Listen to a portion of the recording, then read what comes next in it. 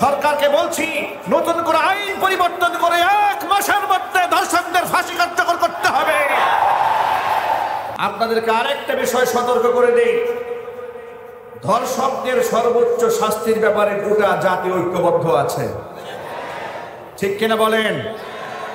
কিন্তু এই বিষয়কে কেন্দ্র করে ভোলা পানিতে আবার মাছ শিকার করা যাবে না। শাহবাগীরা রাস্তায় নামে ধর্ষণের শাস্তির দাবিতে, এর চাইতে হাস্যকর কথা আর কিছু হতে পারে না। জিনা ব্যভিচারের বৈধতা তো তারাই বাংলাদেশে দিয়েছে, কথা বলেন না ভাই, ঠিক কিনা জোরে বলেন? শাহবাগ চত্বরটাকে নাপাক তো ওরাই বানিয়েছে। 2013 সালে সেই রক্তাক্ত ইতিহাস আমরা ভুলে যাই নাই। দেখলাম শাহবাগ চত্বরে হঠাৎ করে লাকির আবির্ভাব ঘটেছে। লাকি মনে করেছে 2013 সালে দেশের মানুষ ভুলে গেছে। আমি শাহবাগী নাস্তিক এবং বেঈমানদেরকে বলছি, তোমরা যে সুরতেই মাঠে নামো না কেন, তোমাদের অতীত ইতিহাস এদেশের মুসলমানরা ভুলে যায় নাই। এদেশের ধর্ষকের শাস্তি কার্যকর করার জন্য লাকির মতো নষ্টা ভ্রষ্টা মহিলা রাজপথে নামার কোনো প্রয়োজন নাই। এদেশের ধর্ষকদের শাস্তি বাস্তবায়ন করার জন্য মুসলমানরা যথেষ্ট কথা বলতে হবে, ঠিক করে বলে। বরং লাকিরা ধর্ষকদের শাস্তি চায় না, লাকিরা বর্তমান বাংলাদেশের পরিস্থিতি খারাপ করতে চায়। সুতরাং লাকিরা যদি আরেকবার শাহবাগে নামতে চায়, তাহলে মুসলমানরা শাপলা চত্বরে নেমে লাকিদেরকে জিন্দা মাটির নিচে পুঁতে ফেলার জন্য প্রস্তুতি গ্রহণ করতে হবে। ডক্টর মোহাম্মদ ইউনূসকে বলছি যে আপনি অনতিবিলম্বে এই নষ্টা মহিলা লাকিকে গ্রেফতার করতে হবে, কথা বলতে হবে, ঠিক কিনা বলেন? বিচার বহির্ভূত হত্যাকাণ্ড তাদের স্লোগানে বাংলাদেশে তৈরি হয়েছে। তারাই ধর্ষণের রাজ্য কায়েম করেছিল বাংলাদেশে, কথা বলতে হবে, ঠিক কিনা জোরে বলে? যখন তনু হত্যা হলো তখন এই সমস্ত লাকিরা রাজপথে নেমে মিছিল করে না। এমসি কলেজে যখন স্বামীর সামনে স্ত্রীকে ধর্ষণ করা হয়েছিল তখন এই শাহবাগীরা রাস্তায় নামে নাই। হঠাৎ করে শাহবাগীরা রাস্তায় নামলো কেন? এর মানে হচ্ছে আসলে তো ধর্ষকদের বিরুদ্ধে অবস্থান নয়, রাষ্ট্রের বিরুদ্ধে অবস্থান। রাষ্ট্রের মধ্যে একটা অস্থিতিশীল পরিবেশ তৈরি করে স্বৈরাচারী শেখ হাসিনাকে বাংলাদেশে পুনর্বাসন করার ধান্দা করবে। আল্লাহর কসম, রক্ত সমুদ্র এদেশের মুসলমান পাড়ি দিবে, হাসিনার কবর রচনা করে ছাড়বো আমরা ইনশাআল্লাহ।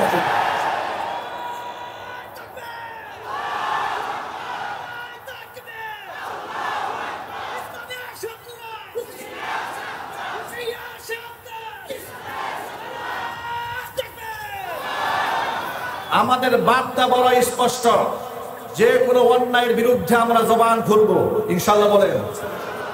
যে কোনো অন্যায়ের বিরুদ্ধে কথা বলবো এবং সাথে সাথে একটা বিষয়ে বাংলাদেশের সমগ্র মুসলমানকে এক থাকতে হবে, সেটা হচ্ছে স্বৈরাচারের বিচার হওয়ার আগ পর্যন্ত এই বাংলাদেশে স্বৈরাচারের নাতিপুতিদেরকে দাঁড়াতে দেওয়া হবে না।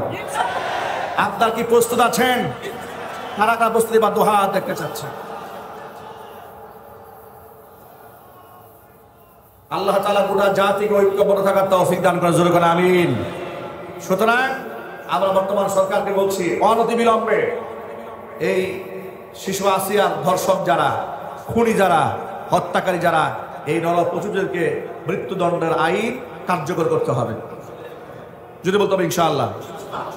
আজকে অত্র এলাকার বিভিন্ন মহল্লার মসজিদ থেকে নামাজের পরে আসিয়ার ধর্ষকদের অনতিবিলম্বে মৃত্যুদণ্ড কার্যকর করার জন্যে তারা সংক্ষিপ্ত মিছিলের আয়োজন করেছেন।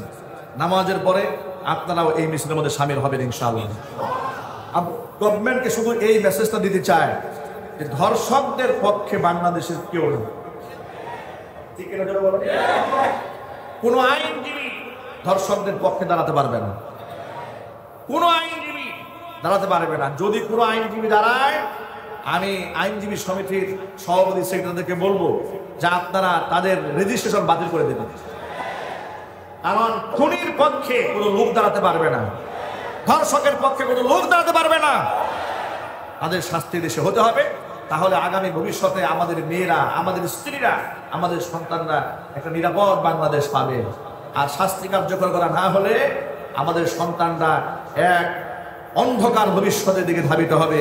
এটা আমরা গার্জিয়ানরা মানতে পারবো না। আল্লাহ রাব্বুল আলামিন পবিত্র মাহে রমাদানুল মুবারকের পবিত্রতা রক্ষা করে পৃথিবীর সমস্ত অন্যায়ের বিরুদ্ধে আমাদেরকে বজ্রকণ্ঠ হয়ে রুখে দাঁড়াবার তৌফিক দান করেন। মাহে রমাদানুল মুবারকের মূল্যবান সময়গুলো আমাদের কাছ থেকে হাত ছাড়া হয়ে যাচ্ছে।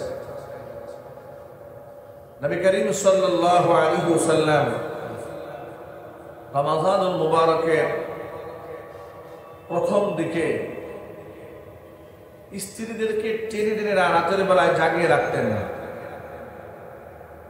কিন্তু যখনই শেষ দিকে আসতে থাকতো রমাদানুল মুবারকের, নবী করিম সাল্লাল্লাহু আলাইহি ওয়াসাল্লাম নিজে তো ঘুমাতেনই না, স্ত্রীদেরকেও রাতের শেষ অংশগুলোতে শুধু নয়, গোটা রমজানুল মুবারকের শেষের 10 দিন নিজেও ঘুমাতেন না, স্ত্রী সন্তানদেরকে ঘুমাতে দিতেন না।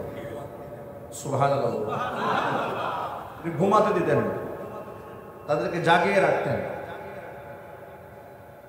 আমরা আমাদের সন্তানদের সাথে স্ত্রীদের সাথে সে মুআমালা করতে পারি না।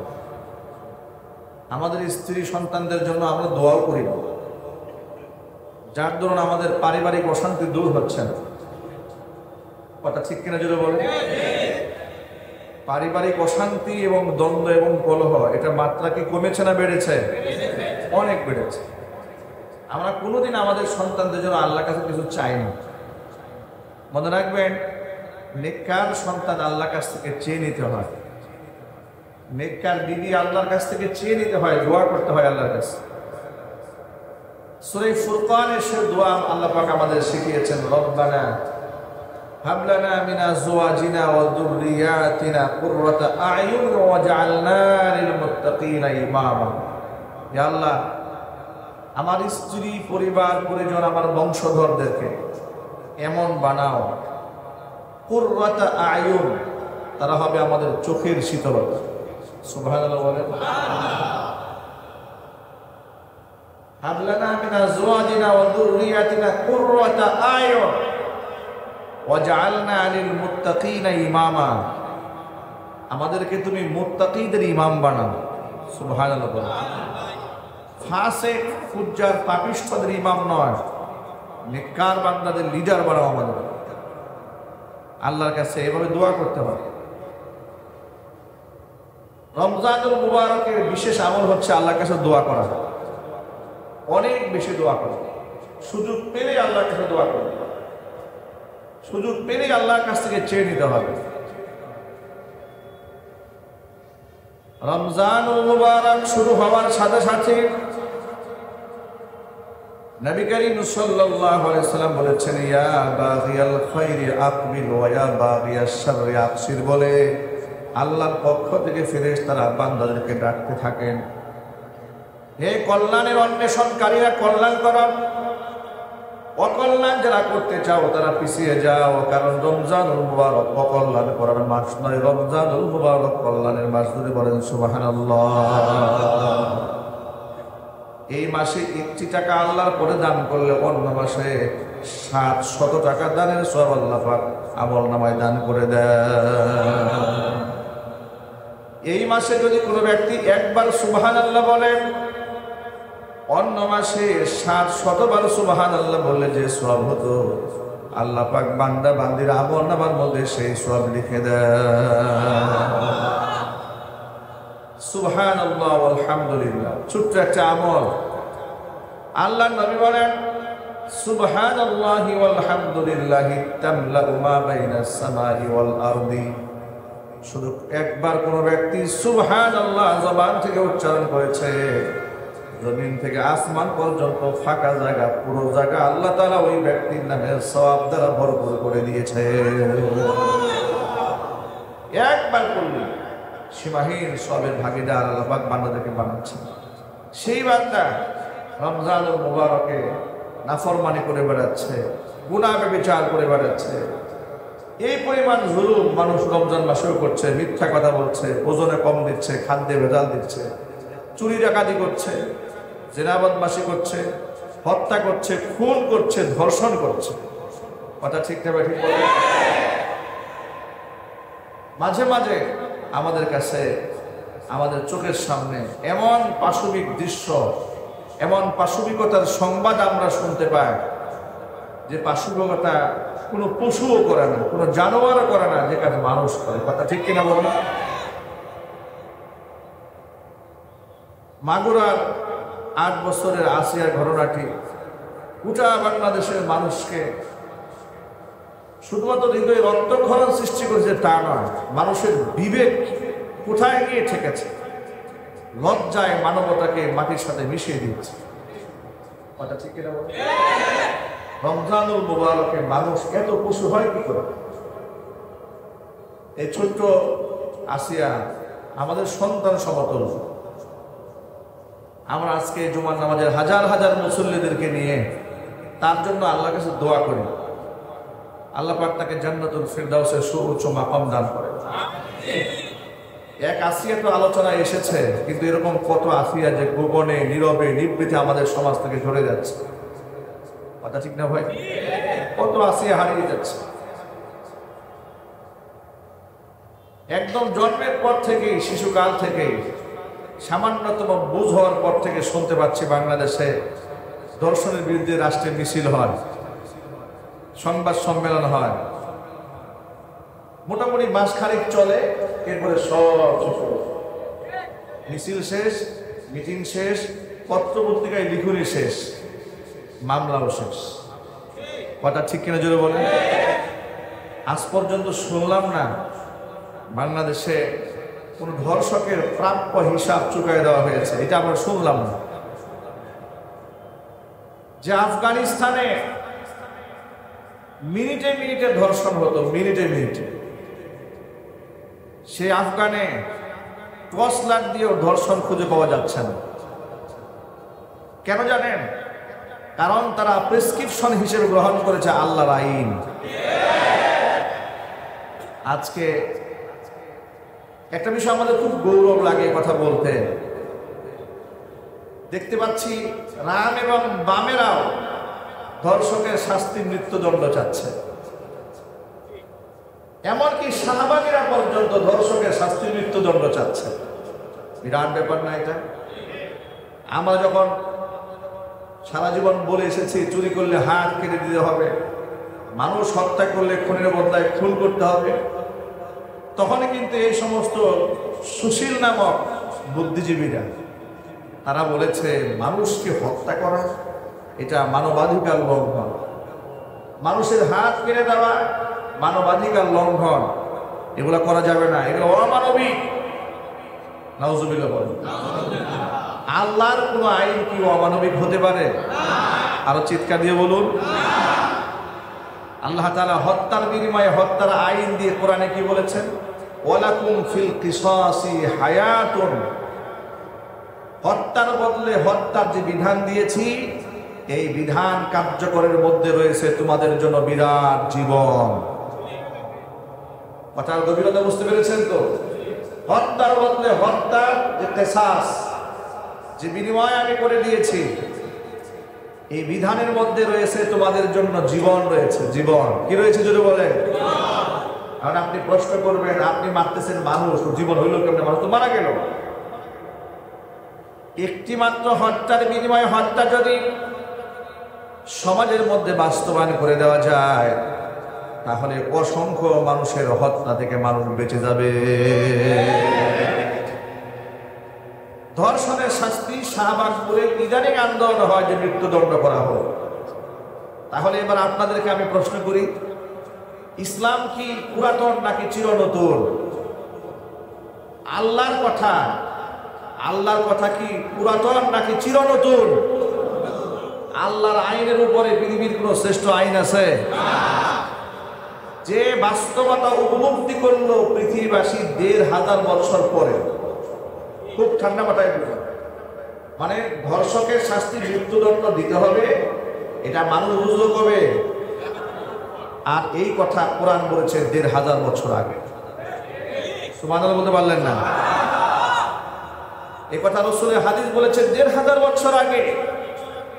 আজকে বিভিন্ন মানববন্ধনে আমরা শুনি লোকেরা বলে যে জনসম্মুখে তাদেরকে মৃত্যুদণ্ড দেওয়া হোক। কি বলে না লোকেরা? নাকি শুধু হুজুরা বলছে? ইউনিভার্সিটির ছেলেরা বলছে, কলেজের ছেলেরা মেয়েরা বলছি, হাত্তাকে যারা কোরআন চায় না ওই সমস্ত বেঈমান মুনাফিকরা পর্যন্ত রাস্তায় দাঁড়িয়ে বলছে এদেরকে শাহবাগের মোড়ে ঝুলাই দেওয়া হোক, এদেরকে জনসম্মুখে হত্যা করা হোক। এ সমস্ত কথা তো মানুষ নতুন বলছে, অথচ জেনা ব্যভিচারকারীদের শাস্তি ১,৫০০ বছর আগে নবী করিম সাল্লাল্লাহু আলাইহি সাল্লামকে আল্লাহ তাআলা কোরআন মাজিদের আয়াত নাজিল করে দিয়া জনসম্মুখে আইন বাস্তবায়ন করার হুকুম দিয়েছেন। জোরে বলেন সুবহানাল্লাহ। এর মানে মানুষ যা বুঝবে ১,৫০০ বছর পরে সেটা মানবতার পক্ষে আল্লাহ তাআলা ফয়সালা করে দিয়েছেন ১,৫০০ বছর আগে। এর মানে পৃথিবীর কোনো বুদ্ধিজীবী কিংবা পৃথিবীর কোনো আইনজ্ঞদের আইনের দিকে না গিয়ে আমাদেরকে ধাবিত হতে হবে আল্লাহর এই কোরআনের দিকে। আমরা কি কোরআনের আইন চাই না বাংলাদেশে? কারা কারা চান কোরআনের আইন?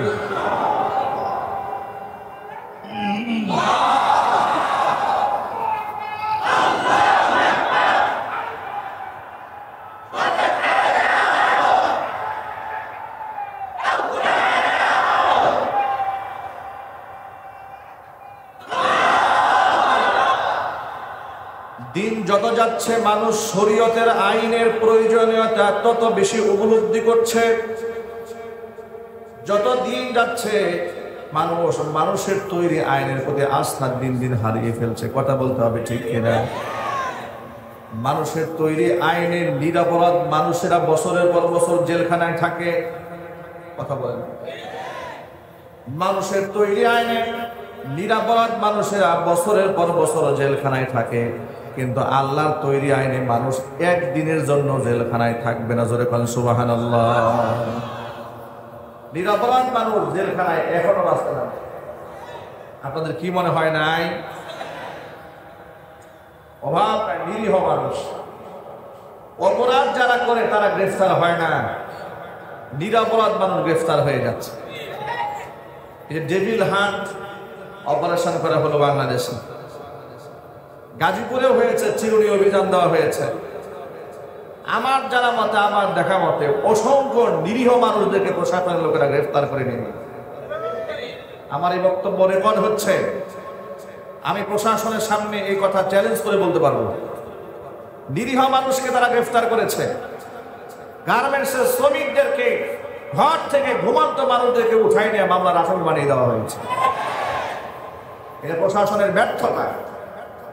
ওই মুজাম্মেলের বাড়ি ভাঙচুর হলো এবং সেখানে ছাত্র খুন হলো। মূল অপরাধীরা সব ধরাছোঁয়ার বাইরে, সব এলাকা ছাড়া গা ঢাকা। এলাকার মধ্যে শ্রমিকরা ভাড়ায় গ্রামে গ্রামে থাকে, ঘুমায় আছে, ঘুম থেকে জেগে জেগে উঠায় নিয়ে মামলার আসামি বানিয়ে দিয়া জেলখানায় পুড়ে দিয়েছে। রক্ত দিয়ে, জীবনের ঝুঁকি নিয়ে জেল জরিমানা খেটে দেশ স্বাধীন করেছি। আবার শেখ হাসিনার জুলুম বাংলাদেশের নতুন করে পুনরাবৃত্তি করার জন্য নয়। স্বৈরাচারের আমলে লোকেরা নিরীহ মানুষ জেল খেটেছে। দেশ স্বাধীন হওয়ার পরে নিরীহ মানুষ জেল খাটবে, আল্লাহর কসম করে বলছে আমরা বরদাস্ত করতে পারবো না। চিল্লায় বলতে হবে। আবার সেই কাজ তারা করছে। এর মানে হলো শুধুমাত্র সরকার পরিবর্তন হলে হবে না, আমূল পরিবর্তন করতে হবে। ব্রিটিশের আইন দিয়া রাষ্ট্র চললে আল্লাহর কসম কিয়ামত পর্যন্ত দেশে ইনসাফ পাওয়া যাবে না। ইনসাফ যদি পেতে হয় চলে যেতে হবে ১,৫০০ বছর আগে। আল্লাহ রাব্বুল আলামিন কোরআন মাজিদের মধ্যে যে ফয়সালা করে দিয়েছেন সেই ফয়সালায় মানতে হবে। ইনশাআল্লাহ যদি বলেন, আরো চিল্লা এখন ইনশাআল্লাহ। কিন্তু এই কথা যদি আমরা বলি তখন দেখবেন সুশীলরা বলবে এই তো ওনারা মৌলবাদী। ওনারা কি বাদী? মৌলবাদী। আমাদেরকে মৌলবাদ বলে এরপরে আমাদেরকে ছোট করার চেষ্টা করে। এই মৌলবাদী চাপ এগুলা আর বাংলাদেশে খেলতে দেওয়া হবে না ইনশাআল্লাহ। ইনশাআল্লাহ কোরআন দিয়েই দেশ চলবে। বলেন, যদি বলেন ইনশাআল্লাহ। এই জন্য আপনাদেরকে ঐক্যবদ্ধ হতে হবে। ঐক্যবদ্ধ হওয়া ছাড়া এটা কি কোনোদিন সম্ভব? কোনোদিন সম্ভব না। এই যে শিশু আসিয়াটা এইভাবে ধর্ষণের শিকার হলো, এটা কি মানা যায়? আমি পত্রপত্রিকাতে যতটুকুন পড়েছি, সংবাদ মাধ্যম থেকে যতটুকুন জেনেছি, এমন লোমহর্ষক বর্ণনা ডাক্তারদের মুখ থেকে শুনেছি যেগুলো তো শোনাও যায় না, এগুলা শোনাও যায় না। একটা শিশু বাচ্চার উপরে এইরকম পাশবিক নির্যাতন হয় কি করে হয়? এটা এজন্য হয়েছে, এই ধর্ষকেরা এজন্য সাহস পেয়েছে, কারণ তারা জানে এদেশে যতই চিৎকার চেঁচামেচি হোক ধর্ষণের বিচার হবে না। তনু হত্যার বিচার এই দেশে হয় নাই, কথা বলতে হবে। সিলেট এমসি কলেজে স্বামীকে বেঁধে রেখে স্বামীর সামনে স্ত্রীকে ধর্ষণ করা হয়েছে, বিচার হয় নাই, ঠিক কিনা বলেন? র্যাবের সাবেক কমান্ডার ছিল আলিবউদ্দিন, রমজান মাসে স্বামীকে জঙ্গি বানায় আটকায় রেখে স্ত্রীকে রমজানের 27 রোজার দিন রোজা ভাঙ্গায় ধর্ষণ করেছে, বিচার হয় না এই দেশে। আলিবউদ্দিনের শাস্তির ব্যাপারে গোটা বাংলাদেশের আলেম সমাজ রাজপথে মিছিল করেছে, তখন নারীবাদীরা চুপ থেকেছে, বুদ্ধিজীবীরা চুপ থেকেছে, মনে করেছে হুজুররা দাবি করছে, তাদের সাথে একাত্মতা ঘোষণা করার কোনো প্রয়োজন নাই। মনে রাখবেন, এদেশে ধর্ষণের বিরুদ্ধে সবচাইতে বড় ভূমিকা এদেশের আলেম সমাজ পালন করছে, সারা জীবন বলে গিয়েছে, কিন্তু আলেমদেরকে রাষ্ট্র মূল্যায়ন করে না, কথা বলতে হবে, ঠিক কিনা বলেন? এখন আলেমদের সুরে সুর মিলাইয়া, আলেমদের তালে তাল মিলাইয়া ওই আসিয়ার জন্য খুব মায়া কান্না হচ্ছে। আসিয়া নিঃসন্দেহে এই ছোট্ট মাসুম বাচ্চাটি আল্লাহর জান্নাতি হবে, বলেন ইনশাআল্লাহ। তার হত্যার বিচার এই মাটিতে হতেই হবে। বিগত জীবনে অনেক ছলচাতুরি হয়েছে, আমরা চাচ্ছি বাংলাদেশে অন্ততপক্ষে আসিয়ার ধর্ষকদের দৃষ্টান্তমূলক শাস্তি রাষ্ট্রে কার্যকর হওয়ার মাধ্যমে আগামী ভবিষ্যতের জন্য এই ধর্ষকদের জন্য রাষ্ট্র একটা মেসেজ দিয়ে দিক যে এইরকম ভাবে আসিয়ার মতো যত মানুষ নিরীহ, যত নিরপরাধ মানুষ এমন মাজলুম হবে, তাদের কাউকে ছাড় দেওয়া হবে না, সর্বোচ্চ শাস্তি মৃত্যুদণ্ড এদেশে কার্যকর করতেই হবে। এর পক্ষে গোটা বাংলাদেশ আজকে এক হয়ে গেছে, আলহামদুলিল্লাহ বলেন, চিৎকার দিয়ে বলতে হবে আলহামদুলিল্লাহ। আমি এই ছোট্ট আসিয়ার জন্য আল্লাহর কাছে এই বলে দোয়া করি যে আল্লাহ, এই ছোট্ট মেয়েটি তার নামের সাথে নাম মিলে গেছে এক মহা গোটা পৃথিবীর উজ্জ্বল দৃষ্টান্ত মা আসিয়া আলাইহিস সালাতু ওয়াস সালামের সাথে। মা আসিয়ার সাথে ছোট্ট আসিয়ার একটা মিল আছে। ছোট্ট আসিয়ার মা আসিয়ার সাথে কি আছে? মাজলুম হওয়ার দিক থেকে একটা চমৎকার একটা মিল আছে। আল্লাহ নবী সাল্লাল্লাহু আলাইহি ওয়াসাল্লাম বলেছেন, মান তাশাব্বাহা বিকাওমিন ফাহুয়া মিনহুম। এই পৃথিবীতে যে যার সাথে সাদৃশ্যতা অবলম্বন করে সে ব্যক্তি তাদেরই দলভুক্ত হয়ে যায়। মা আসিয়ার সাথে এই ছোট্ট আসিয়ার মিলটা কেমন হলো দেখেন। একদিক থেকে তো নামের সাথে নামের মিল হয়েছে, মাজলুম হওয়ার দিক থেকে কিভাবে মিল হয়ে গেল। আসিয়াকে ডেকে ফেরাউন বলল, আসিয়া, তাম মিশরের সমস্ত মানুষগুলো আমাকে রব মানে, তুমি আমার স্ত্রী, তুমি আমাকে রব মানো না, অথচ তুমি আমার দেওয়া কাপড় চোপড় পরো, আমার বিছানায় শও, একে ছাদের নিচে আমরা বসবাস করি, মিশরের সমস্ত মানুষ আমার পায়ে সিজদা দেয়, তুমি আমার সামনে মাথা নত করো না। আসিয়া আলাইহিস সালাতু ওয়াস সালাম জবাব দিয়ে বললেন, মিশরের সমস্ত মানুষ আপনাকে রব মানলেও আপনাকে আমি রব মানতে পারি না, আপনাকে আমি স্বামী হিসেবে শ্রদ্ধা করে, জোরে বলেন সুবহানাল্লাহ। আপনাকে আমি রব মানি না, আমি রব মানি মূসা আলাইহিস সালাতু ওয়াস সালামের রবকে, হারুন আলাইহিস সালাতু ওয়াস সালামের রবকে আমি রব মানি। তিনি আমাদের রব, যিনি আসমান এবং জমিনের স্রষ্টা, জোরে বলেন সুবহানাল্লাহ। ফিরআউন বলছে, আসিয়া, এটা তুমি বলো, আমার কথায় মিশরের নীল নদে পানি আসে, আমার কথায় বৃষ্টি বর্ষিত হয়, আমার কথায় সকাল হয়, আমার কথায় সন্ধ্যা হয়। এ কথা বলার পরে আসিয়া জবাব দিয়ে বলছেন, তাফসীর ইবনে কাসিরে এসেছে, লম্বা বর্ণনা। মা আসিয়া জবাব দিয়ে বললেন, আপনি যে কত নাম্বারের রব এটা পৃথিবীর কেউ না জানলেও আমি তো আপনার স্ত্রী, আমি জানি। আচ্ছা, ঘরের বউয়ের কাছে কি বাহাদুরি করা যায়?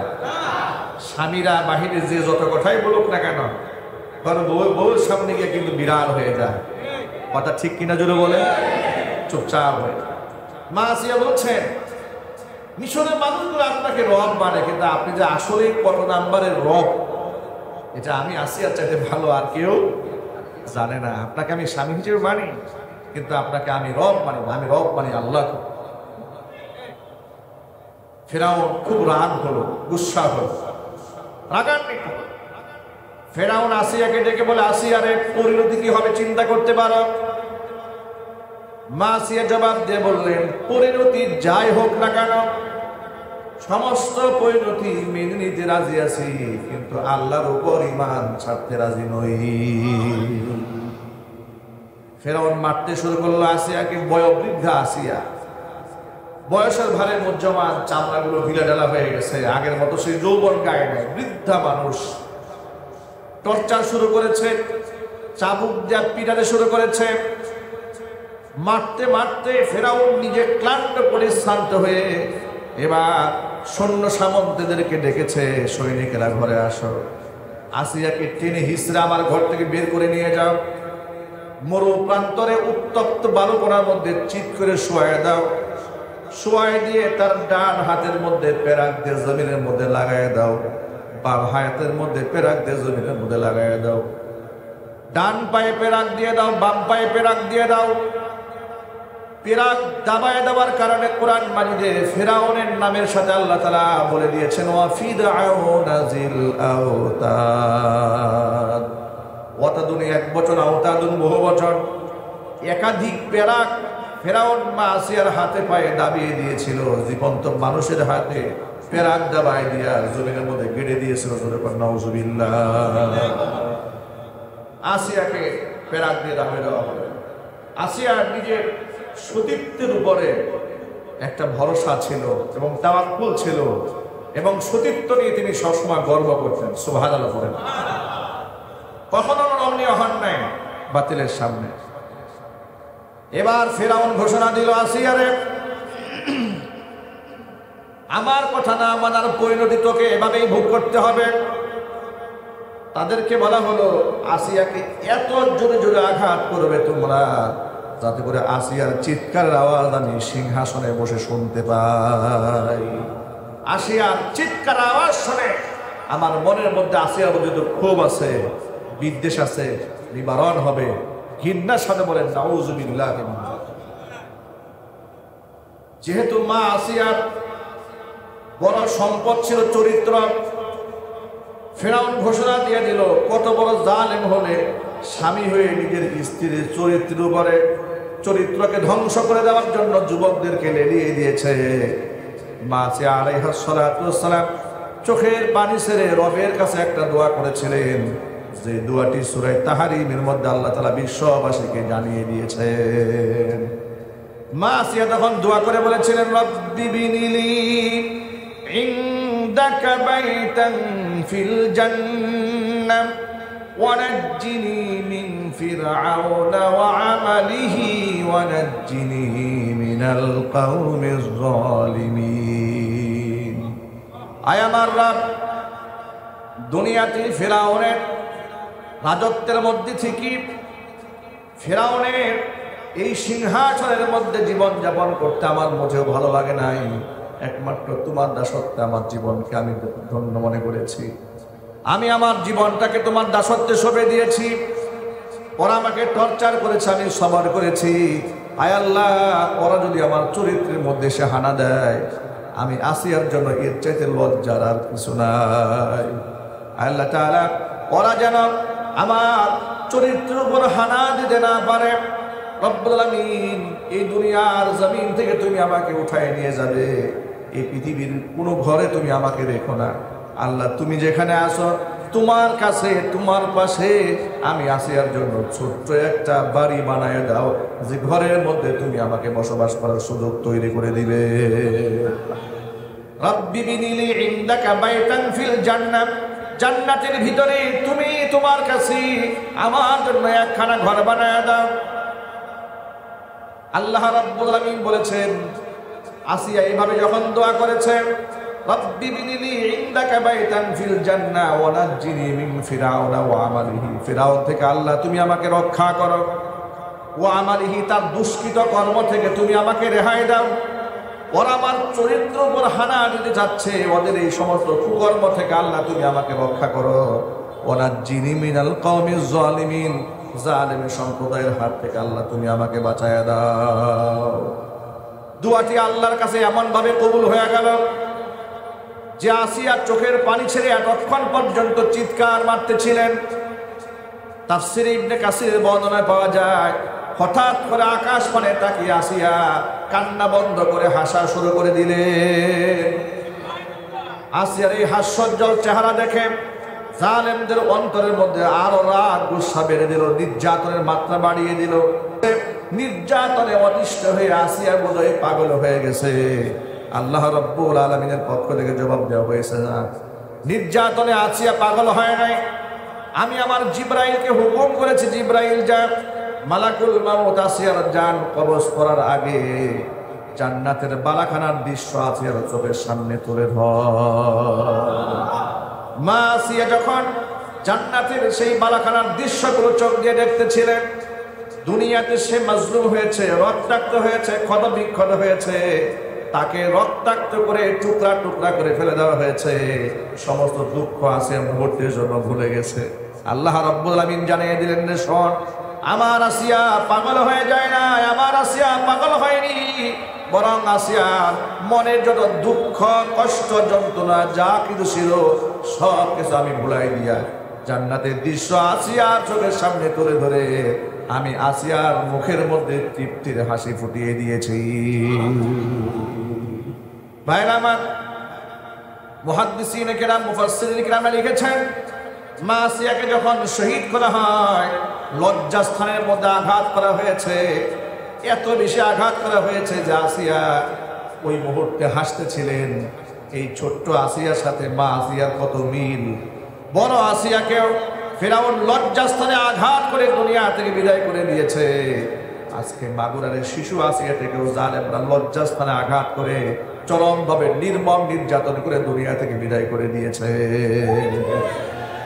আল্লাহর কাছে আমরা এই দোয়া করে রব্বুল আলামিন, আসিয়ার নামের সাথে ছোট্ট আসিয়ার নাম মিলেছে, জুলমের সাথে জুলুম মিলে গেছে। আল্লাহ, আসিয়াকে যে জান্নাতে তুমি রাখবে, ছোট্ট আসিয়াকেও সেই জান্নাতে তুমি জায়গা করে দিও। জোরে কোন আমিন, আরো চিল্লায় কোন আমিন। আসিয়ার ঘটনা বাংলাদেশে আর পুনরাবৃত্তি যেন না ঘটে, আমাদেরকে সচেতন হতে হবে। ডক্টর মোহাম্মদ ইউনূস, তাকে আমরা ধন্যবাদ জানাই। তিনি বলেছেন অনতি বিলম্বে এই হত্যাকারীদের দৃষ্টান্তমূলক শাস্তির ব্যবস্থা করার জন্য নির্দেশ দিয়েছেন। আমি সরকারকে বলবো, ব্রিটিশদের তৈরি করা আইন অনেক প্রসেসিং লম্বা আইন। ওই দেখলাম আসিফ নজরুল সাহেব বললেন যে সর্বনিম্ন একটা রায় কার্যকর করতে গেলে নাকি 3 মাস সময় লাগে। এর চাইতে লজ্জাজনক কথা কি হতে পারে? 3 মাসের মধ্যে ইস্যুর পর ইস্যু, ইস্যুর পর ইস্যু, কত ইস্যু দাঁড়ায় যাবে। আসিয়ার কথা লোকেরা ভুলে যাবে। কথা বলতে হবে, ঠিক কিনা? এত ইস্যুর তো প্রয়োজন নাই, এত ইস্যুর তো প্রয়োজন নাই।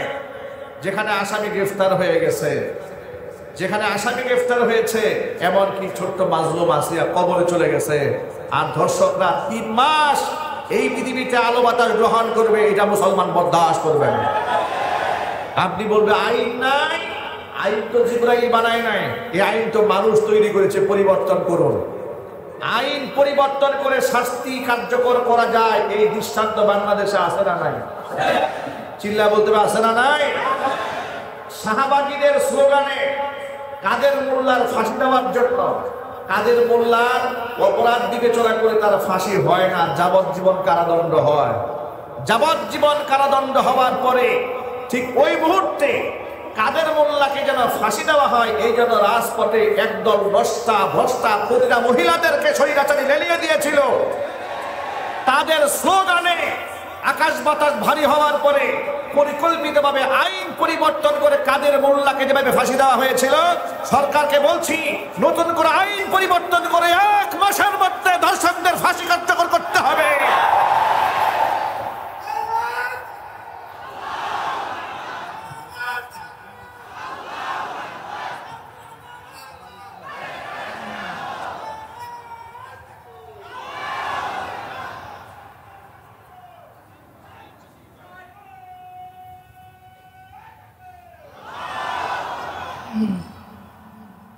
আপনাদেরকে আরেকটা বিষয় সতর্ক করে দেই, ধর্ষকদের সর্বোচ্চ শাস্তির ব্যাপারে গোটা জাতি ঐক্যবদ্ধ আছে, ঠিক কিনা বলেন? কিন্তু এই বিষয়কে কেন্দ্র করে ঘোলা পানিতে আবার মাছ শিকার করা যাবে না।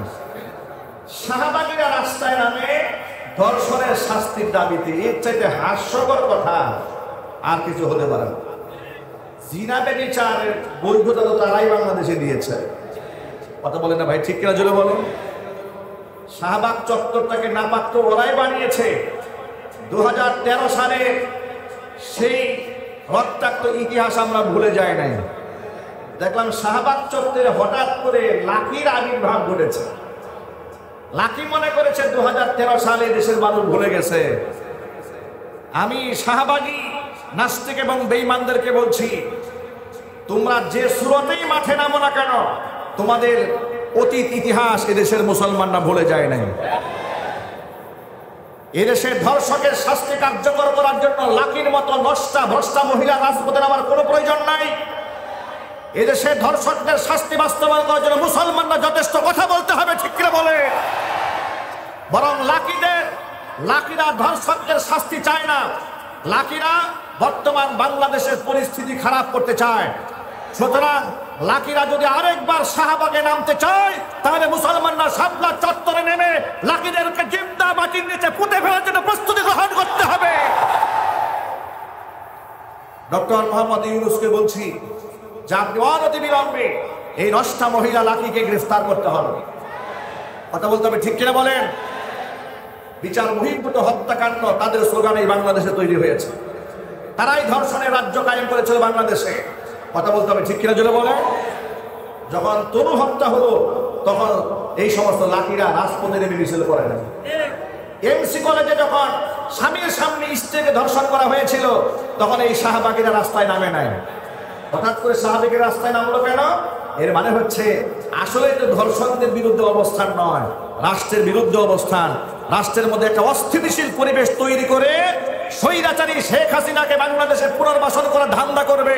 আল্লাহর কসম, রক্ত সমুদ্র এদেশের মুসলমান পাড়ি দিবে, হাসিনার কবর রচনা করে ছাড়বো আমরা ইনশাআল্লাহ।